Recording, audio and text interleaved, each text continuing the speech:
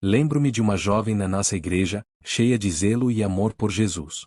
Ela conheceu um homem que se dizia cristão, um líder de louvor de outra comunidade. Ele era charmoso, eloquente, e parecia ter um profundo conhecimento das Escrituras. Todos a incentivaram. É um presente de Deus, diziam. Mas sempre que eu estava perto dele, sentia um frio na alma, uma escuridão que o seu sorriso não conseguia esconder. Tentei avisá-la, gentilmente, para que fosse com calma, para que orasse mais. Ela acusou-me de ser julgador e negativo. Um ano depois, ela deixou-o, completamente destruída. Ele não era nada do que parecia. A sua espiritualidade era uma máscara para controlar e manipular. A sua vida de oração era inexistente, e a sua teologia, uma colcha de retalhos de heresias populares. Ela pagou um preço terrível porque a voz da multidão falou mais alto que o aviso silencioso do Espírito. Isto leva-nos ao segundo sinal de um discernimento aguçado, uma sensibilidade à atmosfera espiritual. Você entra num lugar, instantaneamente, sente se a presença de Deus está ali ou não. Você conversa com alguém, para além das suas palavras, percebe o espírito que a move, se é um espírito de paz, de amargura, de orgulho ou de engano. Não é um sentimento vago, é uma percepção clara, quase palpável. É o seu espírito, unido ao Espírito Santo, a reagir à realidade espiritual do ambiente. O apóstolo Paulo demonstrava esta sensibilidade constantemente. Em Atos, capítulo 16, ele está em Filipos e uma jovem com um espírito de adivinhação seguia-o, gritando: "Estes homens são servos do Deus Altíssimo, que vos anunciam o caminho da salvação." O que ela dizia era verdade. Mas Paulo não se deixou enganar pela veracidade da mensagem. A Bíblia diz que ele ficou perturbado. Ele sentiu a fonte errada por trás das palavras certas. Ele discerniu o espírito demoníaco que a controlava e, em nome de Jesus, expulsou. Quantos de nós teríamos aceitado aquele elogio?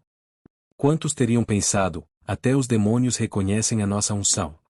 A sensibilidade de Paulo à atmosfera espiritual permitiu-lhe ver a manobra do inimigo onde outros apenas viam uma confirmação. Você tem cultivado esta sensibilidade? Ou você tem ignorado aquela sensação estranha, aquele desconforto na sua alma quando exposto a certos ambientes, músicas, pregações ou pessoas? Esse desconforto não é um problema a ser ignorado, é um alarme a ser investigado. É o seu sistema de defesa espiritual a gritar que algo não está certo. Comece a prestar atenção a ele. Pergunte a Deus: Senhor, o que é isto que estou a sentir? O que o teu espírito está a tentar mostrar-me? O discernimento espiritual, meus irmãos, funciona como um sistema imunitário da alma.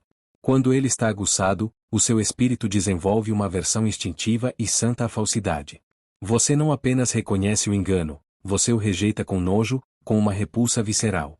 É o terceiro sinal de que o Espírito Santo está a operar em si de forma poderosa. Lembro-me de uma fase em que a nossa igreja estava a crescer rapidamente, e com o crescimento vieram propostas de parcerias com ministérios de fora. Um deles, em particular, era extremamente popular, com milhões de seguidores nas redes sociais e uma mensagem que parecia muito positiva. O seu líder era um mestre em falar sobre prosperidade e autoajuda, misturando versículos bíblicos com psicologia motivacional. A nossa equipe estava entusiasmada, vendo a oportunidade de alcançar um público maior. Mas, sempre que eu assistia aos seus vídeos, sentia-me espiritualmente vazio, como se tivesse comido uma refeição que parecia farta, mas não tinha nutriente algum. A minha alma gritava: isto é palha. Isto é veneno disfarçado de pão. Eu não conseguia explicar logicamente, era um peso que sentia. Recusei a parceria, e fui criticado por ser antiquado e por não querer avançar com os tempos. Meses depois, o ministério desmoronou num escândalo financeiro e doutrinário, provando que a minha aversão instintiva não era preconceito, mas sim a voz de Deus. O profeta Jeremias enfrentou este mesmo dilema.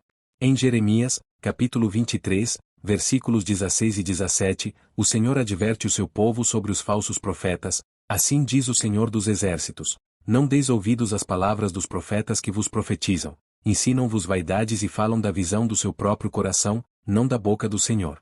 Dizem continuamente aos que me desprezam: o Senhor disse, tereis paz, e a qualquer que anda segundo a dureza do seu coração, dizem, não vos sobrevirá mal nenhum. A falsidade não é apenas dizer o que é errado, é dizer o que agrada, o que acalma, o que promete paz sem arrependimento.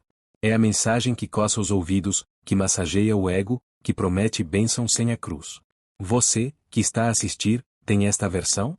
Quando ouve uma pregação que o faz sentir-se bem, mas não o confronta com o seu pecado, o seu espírito reage. Quando lê um livro que promete atalhos para o sucesso espiritual, mas ignora o custo do discipulado, sente essa repulsa. Ou você tem se alimentado tanto de fast food espiritual que o seu paladar já não distingue o pão fresco da palavra do bolo envenenado da vaidade. O discernimento aguçado exige que você se alimente da verdade pura. É por isso que o quarto sinal é a persistência na oração intercessória. O discernimento não é apenas conhecimento, é poder espiritual. E esse poder é forjado no altar da oração. Lembre-se de Daniel. Ele não apenas interpretava sonhos, ele orava com fervor e jejum para entender os tempos e as estações.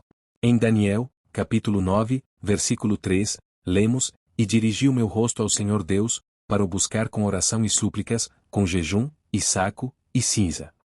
O discernimento veio como resultado de uma busca agonizante. A sua oração é um mero pedido de bênçãos, ou é uma batalha para desvendar os planos do inimigo?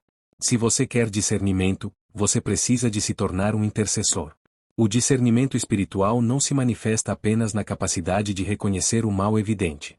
A sua prova mais subtil, talvez, a mais difícil, reside na capacidade de esperar pelo não de Deus.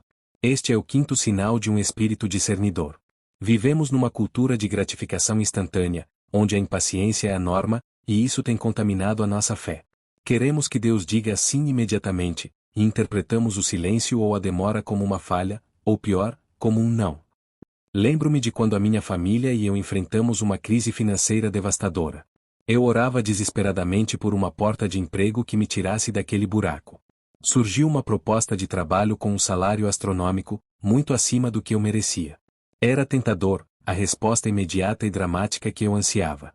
Mas havia um porém, o trabalho exigiria que eu viajasse constantemente, sacrificando o tempo com a minha esposa e filhos, e o ambiente de trabalho era notoriamente corrupto e antiético.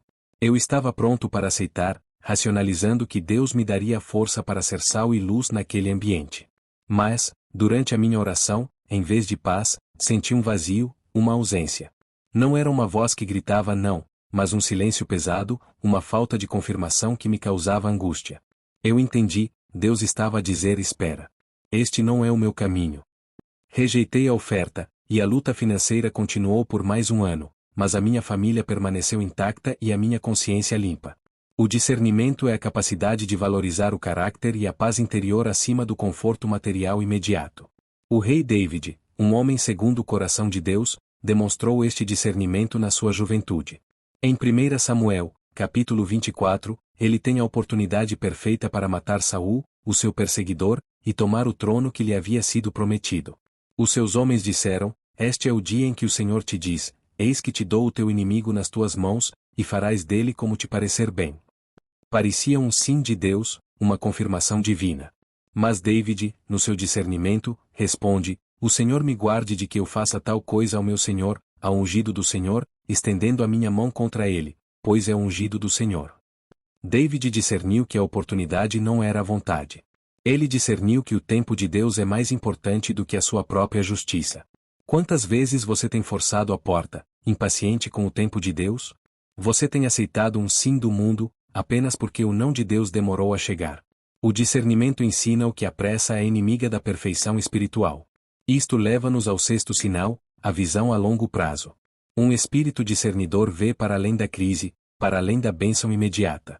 Ele entende que a vida cristã é uma maratona, não um sprint. Você está a tomar decisões hoje que glorificarão a Deus daqui a 10 anos? Ou está apenas a tentar apagar o fogo do momento? Em Eclesiastes, capítulo 7, versículo 8, Salomão, o homem mais sábio que já viveu, ensina, melhor é o fim das coisas do que o princípio delas, e melhor é o paciente de espírito do que o altivo de espírito. O discernimento vê o fim. Ele não se impressiona com os começos gloriosos que terminam em ruína. Ele valoriza a perseverança silenciosa que culmina em glória.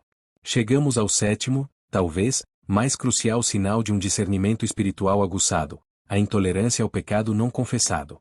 O discernimento é inseparável da santidade. Você não pode ter uma visão clara do mundo espiritual se o seu próprio espírito estiver obscurecido pela desobediência e pela culpa.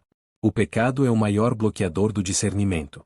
Lembro-me de um período em que eu estava a lutar com uma tentação persistente, algo que eu escondia de todos, até mesmo da minha esposa. Eu continuava a pregar, a aconselhar, a liderar, mas o meu discernimento estava morto. Eu não conseguia sentir a presença de Deus nos cultos, e os avisos que eu dava aos outros soavam vazios, porque eu sabia que estava a viver uma mentira. A minha capacidade de cheirar o engano nos outros desapareceu, porque o meu próprio coração estava cheio de falsidade. O meu discernimento só foi restaurado quando, em agonia e lágrimas, confessei o meu pecado e me arrependi. Foi como se uma névoa tivesse sido levantada, e eu pude ver o campo de batalha espiritual novamente. O pecado não confessado é o veneno que mata o seu discernimento. O profeta Isaías expressa esta verdade de forma assustadora. Em Isaías, capítulo 59, versículos 1 e 2, ele diz: Eis que a mão do Senhor não está encolhida, para que não possa salvar, nem o seu ouvido agravado, para não poder ouvir. Mas as vossas iniquidades fazem separação entre vós e o vosso Deus, e os vossos pecados encobrem o seu rosto de vós, para que vos não ouça. O problema não está em Deus, está em nós. O pecado cria uma barreira, uma cortina de fumo que impede a comunicação clara, consequentemente, o discernimento. Você, que me ouve, se o seu discernimento está fraco, se você tem sido enganado repetidamente, se a voz de Deus parece distante, eu pergunto-lhe: há algum pecado não confessado na sua vida? Há alguma área que você tem tentado esconder de Deus e dos homens? Se sim, o seu primeiro passo para recuperar o discernimento não é ler mais livros de profecia, mas sim ajoelhar-se em arrependimento. O discernimento começa no coração limpo. Agora, se este vídeo tocou a sua alma, se estas palavras trouxeram convicção ao seu espírito e você reconhece que precisa de afiar a sua arma de discernimento, eu tenho uma chamada urgente para si. Este é um campo de batalha, e você não pode lutar de olhos vendados. Se você valoriza a sua alma, a sua família e o seu ministério, você precisa de tomar uma atitude agora. Se você está cansado de ser enganado, se você está pronto para parar de marchar para a batalha de olhos vendados, então eu peço-lhe que mostre a sua decisão. Dê um gosto neste vídeo agora mesmo. Este simples clique é um voto de guerra contra o engano na sua vida. E mais importante, inscreva-se no canal. Junte-se a esta comunidade de cristãos que não aceitam a passividade, que procuram a verdade e que se recusam a ser manipulados. Ative o sino das notificações para que você não perca o nosso próximo alerta espiritual. Não deixe para depois, faça o seu voto agora.